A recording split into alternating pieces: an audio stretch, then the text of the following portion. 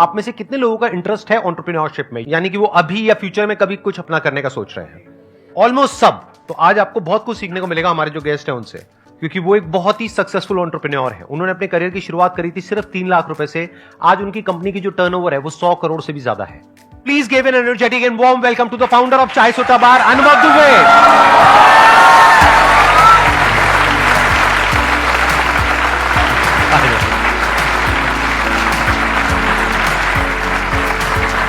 Please have a seat. सबसे पहले thank you so much Sandeep sir, हम मेरे को बुलाने के लिए। आई डोंट नो, इतने बड़े बड़े लोगों को देखा मैंने वही बोला कि लोग वहाँ पे ताली बजाएंगे कि नहीं बजाएंगे, मैंने बड़ा बेइज्जती हो गया, अंदर घुसे कोई पहचान ही नहीं रहा है। तो सर थैंक यू आपके लिए, थैंक यू इतने सारा वार्म वेलकम के लिए। मैंने आपकी कुछ वीडियोस देखी जहाँ पे ये देखा कि आपने 3 लाख रुपए से शुरू किया था अपना जी पहला जो आउटलेट खोला था। हाँ। और आज आपके कितने आउटलेट्स हैं? 400 हो गए सर। और उसमें से कुछ आपके इंडिया के बाहर भी हैं? हाँ, दुबई में है, मस्कत में है, नेपाल में है। We have recently incorporate company UK, USA, Canada तो पूरा बेच दिया हमने। और अभी इन्वेस्टर्स भी हैं या अभी बूटस्ट्रैप है? बूटस्ट्रैप है सर। अभी पूरा आप खुद ही फंड कर रहे हो, खुद ही अपना पूरा 6 साल। And your cash flow positive, मतलब बिल्कुल आप सर, पूरा बिल्कुल प्रॉफिटेबल। बूटस्ट्रैप में भी कैश फ्लो पॉजिटिव नहीं होता तो चलते कैसे? सही बात है, ये बेवकूफ वाला सवाल। तो आपके जो आउटलेट्स हैं वो ज्यादातर फ्रेंचाइजीज हैं या आपके अपने आउटलेट्स? ज्यादातर फ्रेंचाइजीज सर। मतलब क्या रेशियो होगी नियर अबाउट? सर 5 हमारे कंपनी आउटलेट, बाकी सारी फ्रेंचाइजी है। आपकी जो मेन रेवेन्यू होती है वो चाय से होती है या जो चाय के साथ में आप और प्रोडक्ट्स देते हो वहां से होती है? चाय से भी होती है सर, लेकिन चाय तो 10 रुपए हमने रखा कि चाय को देख के लोग आए, बाकी फिर सर मेन मार्जिन खाने में रहता है। वो भी आपने अपने ही ब्रांड के नाम से निकाला हुआ है? हाँ जी। तो आपकी जो प्रोडक्ट रेंज है वो कितनी बड़ी है, इन द सेंस मतलब कितने नंबर ऑफ प्रोडक्ट्स हैं आपके जो खुद के अपने ब्रांड से हैं? स्टार्टिंग में सर हम लोग को जो जो अच्छा लगता था हम सब ऐड करते जाते जो हमको पसंद था, तो हमारी 200 की लिस्ट पहुंच गई थी। ओ, बहुत ज्यादा होता है, बहुत उसको ज्यादा। मैनेज करना ही बड़ा मुश्किल है, इन्वेंटरी और ये वो बहुत। whatever। अभी हम जब समझे कि menu designing is also science, तो उसको आपको कम करना चाहिए कि आप कम रॉ मटेरियल से कम, एक सेम एसओपी से कम मैन पावर के साथ में ज्यादा चीजें बना सको, तो हमने अभी उसको कम करके 21 किया है सर अभी। ये बहुत बड़ा पॉइंट है, ध्यान से सुन लेना और ध्यान से समझ लेना। ये गलती ज्यादातर एंटरप्रेन्योर्स करते हैं शुरू में जब अपना कोई काम करते हैं। जब आप अपना कोई काम करने वाले होगे ना, आप क्या सोचोगे, मेरा जो प्रोडक्ट है उसकी वैरायटी बहुत ज्यादा होनी चाहिए। ज्यादा नहीं होनी चाहिए, क्योंकि आप उसको संभाल ही नहीं पाओगे। उसकी सप्लाई चेन मैनेज करना ही बड़ा मुश्किल हो जाएगा। आप सोचो ना, जितने ज्यादा प्रोडक्ट्स रखोगे उतना ही ज्यादा आपको स्टॉक भी रखना पड़ेगा, उतना ही बड़ा वेयर हाउस भी चाहिए, उतने ही ज्यादा तरह की पैकेजिंग चाहिए, उतना ही मुश्किल होता चला जाएगा उसको मैनेज करना। एक्सपायरी होती चली जाएगी। पेरिशेबल रहता है, कुछ खराब हो जाता पेरिशेबल है बहुत कुछ, right, that's what I am saying कि मतलब वो पेरिशेबल है, यानी कि कुछ टाइम में खराब हो जाएगा। तो जो नहीं बिक रहा है वो अटकता चला जाएगा। तो इन्होंने एक गलती करी शुरू में कि 200 प्रोडक्ट्स की रेंज निकाल दी, बाद में इनको समझ आया तो इन्होंने कम करके 21 कर दिया। और क्या होता है सर, अलग अलग लोग डिमांड करते हैं, अपने पास मैन पावर लिमिटेड है, तो सब लोग इधर उधर भिड़ जाते हैं, तो उसमें सर्विस का भी टाइम बहुत ज्यादा लग जाता है, आदमी भी ज्यादा ऑक्यूपाइड हो जाता है, इसलिए हमने उसको फिर अभी जाके काट झाट के कम किया पूरा। बिजनेस में ना ये बहुत बड़ी क्वालिटी है कि कॉम्प्लेक्स से कॉम्प्लेक्स बिजनेस मॉडल को सिंपल कैसे किया जाए। हम इसका उल्टा करते हैं। जब हम बिजनेस करते हैं हम क्या करते हैं, सिंपल से बिजनेस मॉडल को भी इतना कॉम्प्लेक्स कर देते हैं जिसकी कोई हद नहीं है। जैसे मेरा एक दोस्त है, वो मुंबई में रहता है, उसने अपना ऐसे एक बिजनेस किया एफएमसीजी सेक्टर में, तो उसने भी अपनी 50 प्रोडक्ट की रेंज से शुरू किया। तो मैंने उसको बड़ा समझाने की कोशिश करी। मैंने कहा भाई तू 2-3 से शुरू कर, जब वो चल जाएगा तब धीरे धीरे एक एक करके बढ़ा। उसको नहीं समझ आया, तो 1-2 साल तक उसने किया, लोन उठाया, ये किया वो किया, उसको करीब 1.5-2 करोड़ रुपए का नुकसान हो गया। इसी वजह से, जो वजह मैं आप लोगों को बता रहा हूं, ये बहुत बड़ा पॉइंट है समझने वाला। कम पे ज्यादा रेवेन्यू निकालो, ये टारगेट होना चाहिए। और जो प्रोडक्ट बिल्कुल ही नहीं बिक रहा उसको हटा दो, उसको स्क्रैप कर दो। आप भी करते रहते हो टाइम टू टाइम ऐसा। सर इनिशियली ना सबसे ज्यादा जो मैटर करती है टीम होती है, तो इनिशियली कैसे चूज करें, बिकॉज आपके जो इनिशियल टीम मेंबर्स होंगे वही डिसाइड करेंगे फ्यूचर। मुझे ऐसा लगता है कि आपका विजन अलाइनमेंट बहुत अच्छा होना चाहिए, जो भी आपकी इनिशियल टीम होती है। तो मेरी इनिशियल टीम में मेरे दोस्त था बचपन का, तो हम लोग के विजन, हम लोग के सपने एक जैसे ही थे। और हमारे साथ में एक और बंदा था मनोज, जो कि ऑर्फन थे उस टाइम, मतलब अभी तो हमारा परिवार का हिस्सा है इसलिए मैं नहीं बोलता हूँ, उस टाइम पे ऑर्फन थे। एक डेंटिस्ट साहब थे, उनके यहाँ पे जूते चप्पल जमाते थे सर, वो शटर वटर खोल के, तो वो थे साथ में हमारे। तो वो लोग जो रहते, आज भी वो हमको छोड़ के नहीं गया है, आज भी हमारे साथ में 6 साल हो गए ना। अभी उसका खुद का घर है, फ्लाइट से जाता है, अभी उसका लंदन का वीज़ा लगा रहे हैं यूके का, तो वहाँ जा रहा है। तो ये जो लोग रहते हैं ना साथ में, टीम इज़ वेरी इंपॉर्टेंट भाई। नॉट जस्ट फिनेंशियली आपको, अगर आप कभी डाउन जाते हो तो आपको हेल्प करती है, बट आप इमोशनली भी एज ए पर्सन भी आपको बहुत ज़्यादा हेल्प करते हैं। तो टीम इज़ वेरी इंपॉर्टेंट। आपके जो पिलर्स होते हैं ना, स्तंभ होते हैं मजबूत, वो बहुत रखने बहुत ज़्यादा जरूरी इनिशियल स्टार्टिंग से। सर शुरू से आपका विजन एकदम हाई लेवल का था कि आपको इतना रेवेन्यू जनरेट करना है, कि जब आपने शुरुआत की थी तो शायद हो सकता है कि छोटी शुरुआत रही हो, शुरुआत में रिजल्ट ना मिले हो, तो आपने अपने पेरेंट्स को या सोसाइटी को कैसे कन्विंस किया था कि हाँ हम स्टे रहेंगे यहाँ पर, थोड़ा रुकेंगे और हमारी थिंकिंग हाई है, हम बहुत ऊपर तक जाएंगे? जब तक सोसाइटी को आप प्रोटोटाइप नहीं देते ना, कुछ करके नहीं देते, कोई भी नहीं मानता है। आपको प्रूफ करना ही पड़ता है। और विजन हम लोग का था ही, आनंद जो था वो बोल रहा था कि यार हम लोग को मैकडोनल्ड्स की फ्रेंचाइजी लेनी चाहिए। थे हमारे पास 3 लाख की, लेकिन मैकडोनल्ड्स की फ्रेंचाइजी सोच रहा था। मैकडोनल्ड्स की तो कई करोड़ की आती है, बहुत महंगी आती है, बहुत महंगी है। तो मैंने बोला कि यार एक तो पैसे नहीं है, फालतू की बात कर रहा है, ऊपर से क्यों अपन ऐसी फ्रेंचाइजी ले, let's create our own franchise, अपने इंडिया की फ्रेंचाइजी बाहर लेके जाएंगे। तो हम लोग का से स्टार्टिंग से एक विजन था, क्योंकि कुल्हड़ में हम लोग रहते थे, तो हमने बोला भी था, हम लोग का एक समय बीच में बड़ा फेमस भी हुआ था कि जो भी चाय पिएगा वो हमारे देश की मिट्टी को चूमेगा। क्या बात है, ये हमारा एक विजन। इसीलिए सप्लाई चेन के पॉइंट ऑफ व्यू से देखा जाए तो कुल्हड़ को मैनेज करना मुश्किल है, और नॉर्मल अगर कोई और आप कप रखते हैं, कुछ रखते हैं, तो उसको मैनेज करना थोड़ा आसान होता है, बहुत इजी रहता है, राइट? क्योंकि कुल्हड़ पे थोड़ा सा भी प्रेशर आएगा तो टूट जाएगा और काफी ब्रेक हो भी जाता है, बहुत ब्रेक होता है, बहुत ब्रेक होता है। लेकिन तब भी जो आपका थॉट प्रोसेस है वो ये है कि कोई भी कहीं भी आपकी चाय पिएगा तो वो देश की मिट्टी को चूमेगा। तो ये फीलिंग शुरू से ही थी आपके अंदर? शुरू से थी, और शुरू से ही डे 1 से विजन थी कि एक दिन ऐसा आएगा जब हम अपनी फ्रेंचाइजीज देंगे। हाँ सर, क्योंकि हमेशा अपने इंडिया में देखिए जितने भी F&B के बड़े ब्रांड्स हैं सारे वेस्ट डोमिनेटेड हैं। इंडिया का कोई क्यों नहीं है? ग्लोबल क्यों नहीं है? ग्लोबल क्यों नहीं? इंडियन कुजीन की इतनी रिस्पेक्ट है, फिर भी एक कोई भी ग्लोबल ब्रांड क्यों नहीं है? तो अब हम चाय का बनेंगे सर।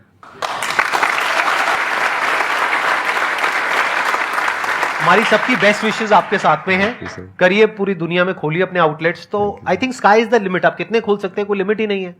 तो डे 1 से इनकी विजन बड़ी थी। अगर आप मेरे से ये सवाल पूछेंगे तो मेरी डे 1 से इतनी बड़ी विजन नहीं थी। जब मैंने अपना काम शुरू किया था, मेरा ये था कि हाँ, जो मैं अभी बिजनेस कर रहा हूं उससे थोड़ा सा इतना ऊपर हो जाएगा, या जो हमारे कॉम्पिटिटर है जो 20 साल से कर रहे थे, मेरा विजन बस वहां तक था। लेकिन बाद में जब हमने करना शुरू किया तो धीरे धीरे हमने पूरी मार्केट को एक्सपैंड कर दिया। तो फिर हम उनसे 10 गुना बड़े हो गए, जो हमारे जो कॉम्पिटिटर थे। तो टाइम के साथ साथ विजन बड़ी होती चली गई। आपको मजा आ रहा है, नहीं आ रहा है? अरे सर बड़ा मजा आ रहा है। मजा आ रहा है? डिफरेंट लग रहा है ना अभी तक के जितने भी आप सेशंस में गए? बहुत डिफरेंट लग रहा है सर। मैं तो बता रहा हूँ ना, मैंने तो नए कपड़े खरीदे सर। मैंने बोला कि आपकी एज कितनी है? 28 सर। 28? हाँ। लगते और यंग हो आप, मतलब ये। Thank you sir. मेरे बारे में क्या कहना है आपका? बराबरी की लग रहा है सर आप। ये हुई ना बात, इस बात पे ताली बनती है।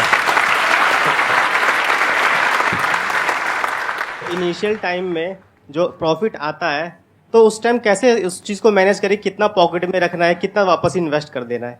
क्या होता है जब आदमी के पास पैसा आने लग जाता है तो गर्मी अपने आप बढ़ने लग जाती है। लैविश ऑफिस और ज्यादा इन्वेस्टमेंट। पहले आप रिटर्न पे ध्यान दीजिए। जो भी आपने इन्वेस्टमेंट किया, अभी आप रिटर्न पे सिर्फ फोकस करिए। पैसे बचाइए जितने भी बच सकते हैं, इन्वेस्ट मत करिए। देखो क्या होता है, जब बिजनेस में प्रॉफिट आता है तो बहुत सारे लोगों का दिमाग खराब हो जाता है। वो शॉर्ट टर्म में तो सक्सेसफुल हो जाते हैं बिजनेस में, लॉन्ग टर्म में बहुत बुरी तरीके से फेल होते हैं। तो एक्चुअल में अगर आप बिजनेस में लंबा चलना चाहते हो, कुछ बड़ा करना चाहते हो, तो एक बात हमेशा याद रखना, एक होता है इन्वेस्टमेंट, एक होता है एक्सपेंस। इन्वेस्टमेंट और एक्सपेंस के बीच के फर्क को अच्छे से समझ लेना कि एक्सपेंडिचर क्या होता है और इन्वेस्टमेंट क्या होती है। और इन्वेस्टमेंट के रिटर्न को भी, और इन्वेस्टमेंट पे कितना रिटर्न है, कि किस इन्वेस्टमेंट पे कितनी रिटर्न आ रही है। एक ऐसी इन्वेस्टमेंट हो सकती है जहां पे रिटर्न आ रही है 5-10% की, एक ऐसी इन्वेस्टमेंट हो सकती है जहां पे रिटर्न आ रही है 100% की, और पता लगा आप एक्सपेंडिचर कर रहे हो जहां पे रिटर्न माइनस में है। मेरे ऐसे बहुत सारे दोस्तों के साथ में हुआ है। मैं देखने में यंग लगता हूं लेकिन मेरी एज बहुत ज्यादा है। तो मैंने लाइफ में बहुत तरह तरह के एक्सपीरियंसेस देखे हैं। ऐसे भी दोस्त देखे हैं जो पैसे को बचा बचा करके चले और आज भी अच्छा कर रहे हैं अपनी लाइफ में, और ऐसे भी देखे जिन्होंने काम किया, वहां से पैसा आया, अगले दिन जा करके गाड़ी लेकर के आ गए 40 लाख की, 50 लाख की, और उसके बाद में आकर के मेरे ऊपर स्टाइल मार रहे हैं कि देख तू वहीं का वहीं रह गया और मेरे को देख मैं कहां निकल गया। मैंने कहा बेटा वो तो वक्त बताएगा कौन कहां निकलेगा। हम लोग का भी ये था कि हम लोग अपना कभी घर नहीं बनाएंगे। जितने लोग इनिशियल 1 साल तक थे ना, तब तो उनका घर नहीं बन जाएगा, वो गाड़ी नहीं लेंगे। तो आज भी मैंने अपने भाई को भी recently second hand Swift Dzire वो दिलाई है, डीजल वाली। अपनी कौन सी गाड़ी रखी हुई है आपने? स्विफ्ट सर, सेकंड हैंड, वो डीजल। ये सच है? हाँ सर, ऑफिस तक जाना है सर, क्या स्टंट मार के जाएंगे वहां पे? 2 किलोमीटर का ऑफिस है। सीखो इनसे, बहुत बड़ी क्वालिटी है ये। क्योंकि मैंने ऐसे ऐसे लोगों को देखा है जिनके पास में थोड़े से पैसे आते हैं, उसके बाद में इंस्टॉलमेंट पे मिल जाती है गाड़ी, गए बढ़िया सी गाड़ी लेकर के आ गए। गाड़ी क्या है? टीन का डिब्बा है, उसको अगर आप बेचने जाओगे तो कुछ भी उसकी वैल्यू नहीं है। डेप्रिसिएशन देखिए सर, कितना ज्यादा डेप्रिसिएशन बहुत ज्यादा है। आज आप लोगे 1 साल बाद 50% टूट जाएगा सीधा, जो महंगी गाड़ी होती है उसके ऊपर। तो क्यों ले रहे हो ऐसी गाड़ी? दुनिया को दिखाने के लिए। उस दुनिया को क्या फर्क पड़ने वाला है? कायदे से क्या करना चाहता है उस 40-50 लाख रुपए को? अगर मानो आपने 1 करोड़ रुपए कमा लिया, तो उस 50 लाख रुपए को या उस 1 करोड़ रुपए को ये लगाओ कि कैसे मैं बिजनेस में लगाऊं और कैसे इस 1 करोड़ से 10 करोड़ बनाऊं। तो जो इन्होंने बोला, ये एक बहुत बड़ी क्वालिटी है, छोटी क्वालिटी नहीं है। क्योंकि अगर आज ये चाहे तो डाउन पेमेंट पे गाड़ी खरीद के ले आए, बढ़िया से बढ़िया जो गाड़ी आप कहोगे वो गाड़ी ले आए, और कह रहे हैं सेकेंड हैंड, क्योंकि सेकेंड हैंड सस्ती मिल जाती है। हाँ सर, सर डीजल मिलती नहीं ना, बड़ी मुश्किल मिलती है डीजल। ये एक एंटरप्रेन्योर का दिमाग है, ये एक बहुत कमाल के एंटरप्रेन्योर का दिमाग है। अगर आप एंटरप्रेन्योरशिप में जाने की सोच भी रहे हो ना, तो ऐसी बुद्धि चाहिए जो बहुत कम लोगों में होती है। नहीं तो क्या होता है, शो ऑफ वो ऑफ, ये वो ये दिखा रहे हैं, वो दिखा रहे हैं, दुनिया को ये कर रहे हैं, वो कर रहे हैं। हाँ, अगर वो आपके बिजनेस से कनेक्टेड है तब तो ठीक है। अब इनके बिजनेस में तो उल्टा हो जाएगा। अगर ये ज्यादा चेने वेने लाद करके बैठ गए तो बंदा कहेगा भाई तू चाय बेच रहा है, क्या बेच रहा है, तो वो डर जाएगा सामने वाला। कई बिजनेसेस होते हैं वहां पे आपको थोड़ा बहुत शो ऑफ करना पड़ता है, then it is okay if it is part of your business.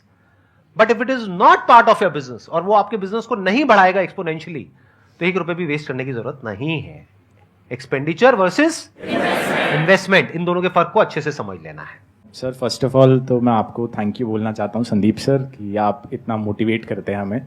सो आज पहली बार आपसे लाइव मिलने का मौका मिला, तो thank you so much. Most welcome. And secondly मेरा सर क्वेश्चन है कि जैसे आपने 2016 में स्टार्ट किया, 2017 में MBA चाय वाला है, तो आप इसे कैसे देखते हैं कि आपको देख के लोग इंस्पायर भी हो रहे हैं, साथ साथ आपका कंपटीशन भी बढ़ रहा है, तो उससे आप कैसे, मतलब जैसे आपके साथ और आउटलेट्स खुल रहे हैं, तो उस कंपटीशन के साथ आप कैसे देखते हैं, उसे एनालाइज कैसे करते हैं और कैसे उसमें आप आगे बढ़ते हैं? प्रफुल्ल भाई है यार मेरा, सगा या कजिन? रीजनल भाई है सर, रीजनल भाई है, इंदौर के पेरीफेरी से। हाँ, इंदौर की पेरीफेरी तो से। एक्चुअली कंपटीशन की जो आप बात कर रहे थे, कंपटीशन में 2 तरीके से इसका आंसर दूंगा। Competition is very good for the society, क्योंकि आपको एक तो मोनोपॉली नहीं क्रिएट होने देता, आपको लेथार्जिक नहीं बनाता, आपको मेहनत करने पे मजबूर करता, आप इनोवेट करते हो, क्रिएटिव बनते हो। अगर मोनोपॉली हो जाएगी, मैं अकेला बैठा रहूँगा तो 10 की चाय मैं 100 में बेचूंगा। दूसरी चीज़, मैं कंपटीशन को और अपने कॉम्पिटिटर्स को बहुत मतलब मेरे लिए गुरु है वो मेरे कॉम्पिटिटर्स। मैं हमेशा उनसे सीखता हूँ, उनको बहुत अच्छे से ऑब्जर्व करता हूँ, उनकी जो अच्छाइयाँ रहती हैं वो मैं अपने में ऑब्जर्व करता हूँ, जो मेरी त्रुटियाँ रहती हैं, जो मेरे क्रिटिक्स अगर वो क्रिटिसाइज करते हैं तो मैं उनको सुनता हूँ और अच्छे से एग्जीक्यूट करने की प्लानिंग करते हैं हम लोग। एंड इट्स बीन 6 साल हो गए यार हम लोग को मार्केट में उतरे हुए। बहुत सारे लोग आए, बहुत सारे लोग गए, हम लोग डेली सीखते हैं उनसे।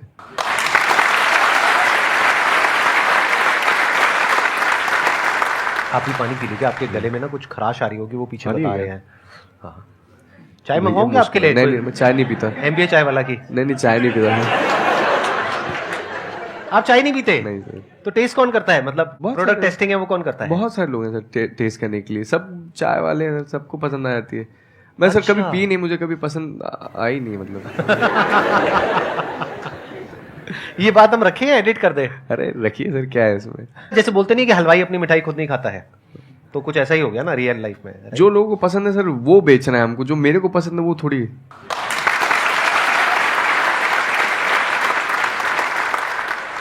First of all thank you sir, आप बहुत मोटिवेट करते हैं, आप इंस्पिरेशन है। और थैंक यू सर, आपको भी आज आप आए, बहुत अच्छा लग रहा है। और सर मैंने कुछ लिखा है, रैप लिखा है, मैं आपके लिए सुनाना चाहूँगा, जस्ट 1 मिनट का है। तो ये लिखा है कि सर जी एक रैप लिखा है जो आपको सुनाना है, प्यार आपसे कितना है आज दिल से बताना है, बहुतों की जिंदगी को आसान किया है आपने, आज मुझे भी आपकी तारीफ में कुछ सुनाना है। बंदा तू अजब है, अंदाज तेरा गजब है, बदलता है तू किस्मत है, तू लौंडा एकदम अलग है।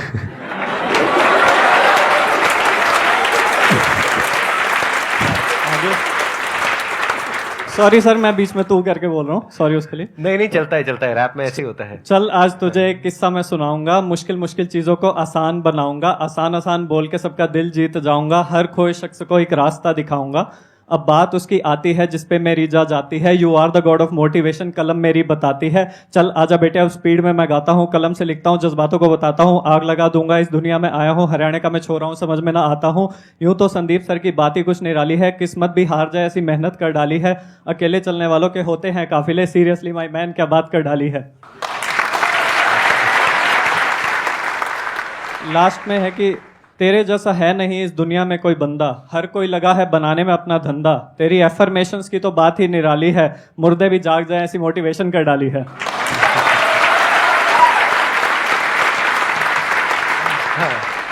आखिर में मैं तुझे सलाम करना चाहूंगा, इंसानियत को बचा लिया पूरी आवाम को बताऊंगा, पैसे को ठुकरा कर ये जो सोशल सर्विस करी है तूने, मैं स्टेज पे आकर एक बार तेरे पैर छूना चाहूंगा। अरे वाह, क्या बात। You did a great job. Please have a seat. वो जो लोग सर बोलते हैं ना कि हर चीज़ किस्मत से भी मिल जाती है, तो उनके लिए मैंने कुछ लिखा है कि हाँ हाँ बेशक सितारे चमके हैं मेरे, पर ये घर बैठे तारे गिनने की नहीं कमाई है। हाँ हाँ बेशक सितारे चमके हैं मेरे, पर ये घर बैठे तारे गिनने की नहीं कमाई है। ये जो चमक है मेरे सितारों में, ये हमने गलियों में मेहनत करके लाई है।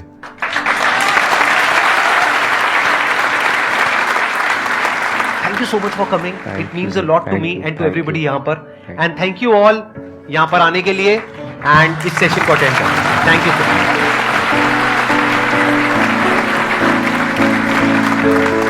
much.